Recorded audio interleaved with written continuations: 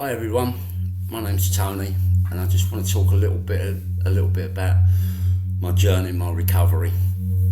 So I was been an alcoholic for 43 years. 43 years, most of that was spent on the streets. And in that 43 years, I ended up with quite a few different addictions: to glue, to cocaine, to crack, to heroin, and to speed. But mainly alcohol. I spent 43 years on the streets, roaming the streets. Like anybody else's journey, I lost absolutely everything. It all started off good, and then by the end, I had nothing. I didn't even know who I was myself. I was sleeping in cemeteries, graveyards, people's sofas, all different filthy sort of houses, and I had a wonderful family and I had a good friendship around me, but I lost all that as time went on. And then I lost myself, completely lost myself. I lost my soul.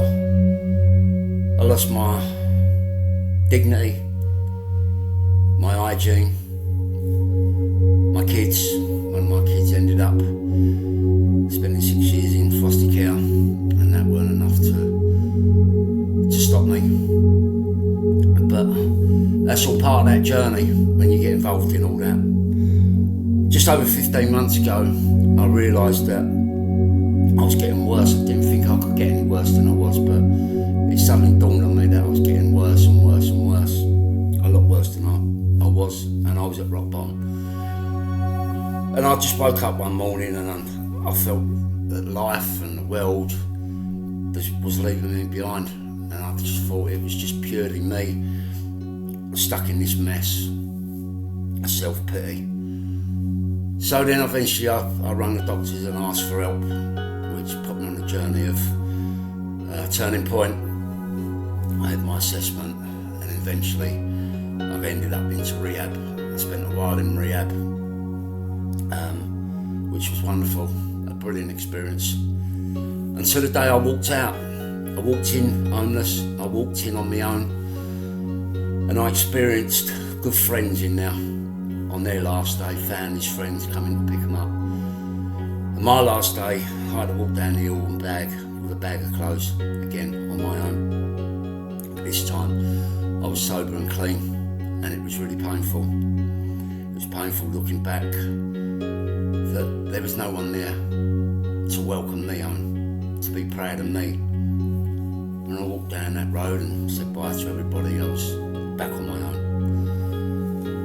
So when I come out of rehab, I spent the first couple of weeks just walking the streets. I was offered a dry house, which I went and put my stuff in, but didn't really go back there much. I just went back to what I knew on the streets. And then I just spent most of my time in that 2 weeks crying. Left with some raw thoughts, some deep cuts of what I've done to people and people I've lost. And it was like a ticking time bomb. It was only a matter of time before I picked something up, because I knew how to self-medicate myself, and I knew how to get rid of the pain straight away. But something inside me kept me strong. I spent 2 weeks not even thinking about picking up a drink or a drug, but that would have been the easy way. That was me. That was me down to the T. I was completely powerless over alcohol or drugs. But for some reason it was different this time. Then I eventually went back to the dry house and picked up my stuff, and I knew I had to get away. I couldn't settle. Again, running away, I picked my stuff up, jumped on the train and went to the next town, where I spent 2 weeks sleeping in a cemetery. I still didn't pick up a drink or a drug. I was broken, I was hurting, I was crying, I was lonely, I was scared, I was frightened. So I set up home in the little cemetery, just me, my bike, a red sleeping bag, a pillow. That's all I had to my name. That's all I had. But something clicked in me. Something really clicked in me. I found a church and I started finding some answers. I was full of hate. I was full of rage. I wanted to take revenge on so many people that put me down.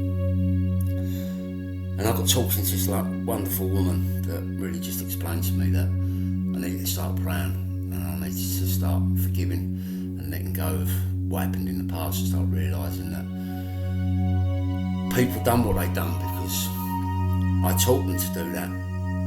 I put them in that position to do that, and now I was just full of self-pity, and I still didn't want to accept that it was all my doing. I still wanted people to blame, and I still wanted revenge on people, and I wanted to take my anger out on people. But what the church taught me was forgiveness. And when that lady explained it to me, I spent the rest of that day praying for people that I used to go to sleep dreaming about getting revenge on. And that was the luggage that was holding me down, was weighing me down. I couldn't move on. I couldn't make sense of my life. I couldn't go forward because I had these people in my mind and in my heart that I wanted to hurt. And I wanted to destroy. I wanted to see them where I was. But you know what? It was nothing to do with them. I put them in that position. So 15 months ago I prayed for them people, and 15 months later I still pray for them, which has lifted so much the hate and heaviness off my shoulders that I started learning to love again. And then I eventually got into supported living off the streets in Damford House in Bridgewater. The next day after I moved in, I found a church and went in there and started praying. And I started finding love within people who didn't judge me, who understood me and trusted me. And I was invited along to one of their wellbeing sessions, which the vicar's daughter run. And I helped out there. And every day I prayed and forgive people. My day became lighter and I started having a purpose in life. I started believing in myself. I started lifting myself up. I started wanting to be proud of myself, and I started smiling at people. And then that Wednesday extended to a Monday. So we've done a Monday wellbeing and a Wednesday wellbeing. And I'm not here to talk about my journey. I'm here to talk about, I want people to understand the stigma around being homeless and being on drugs and being on alcohol. And I've made amends to the people that I hurt, I broke tears to, my daughter that ended up in foster care, my family. I made amends to them all, which gave me a big sense of relief, because they didn't turn their back on me as much as I thought they did. That was all in my own head.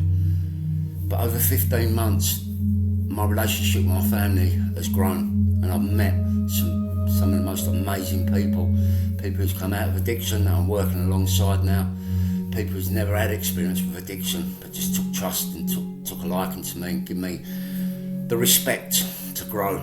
And that's what I've been doing over the last 15 months, is growing. And I still feel a lot of pain in my heart because I work with a lot of homeless people now, and a lot of people still in addiction, and a lot of my good friends through some of the rooms are still in the madness, are still making chaos of their life, and I sit there and I try and help them and I won't judge them.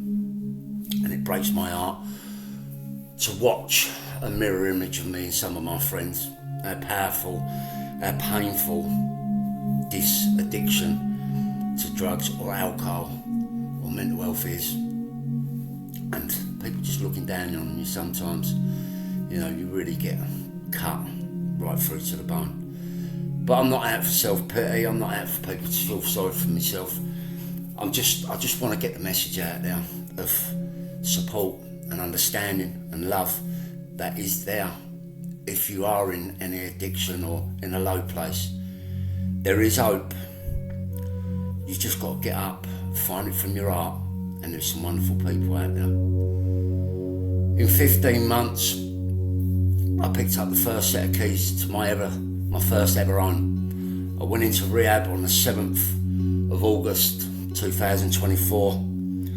I went in sheltered living, supported living, and the 7th of August 2025, I picked up my keys to my little bungalow, my first ever home. And in that 15 months, best part of it, my relationship with my family's come back. My sisters, my brothers, they trust me, they ring me now, where before I used to have to ring them and they didn't answer the phone. Now if I don't answer the phone now, they're texting me. We text every morning, we speak once or twice a week. They ring me, they text me, and they're proud of me. And they spent 8 hours one day travelling from London down to see me, spent a day, and then 4 hours back, an 8 hour, 9 hour all-round trip. Would never happened 15 months ago. They didn't have time for me, nobody had time for me. So if anybody is struggling with addiction, there is help out there. And the best part of this journey of recovery is there is some wonderful people out there, and they don't have to have had any experience of addiction. There's some lovely caring people out there. So anybody struggling with addiction, please find it in your heart. There is hope, and recovery can be joyful, loving. You'll get your understanding back, you'll get your belief back, and you'll want to go out and help our fellow addicts to store some belief in them. So whatever you're doing, have God in your heart, have faith, have belief in yourself, get the strength. You can do it, guys. Be good.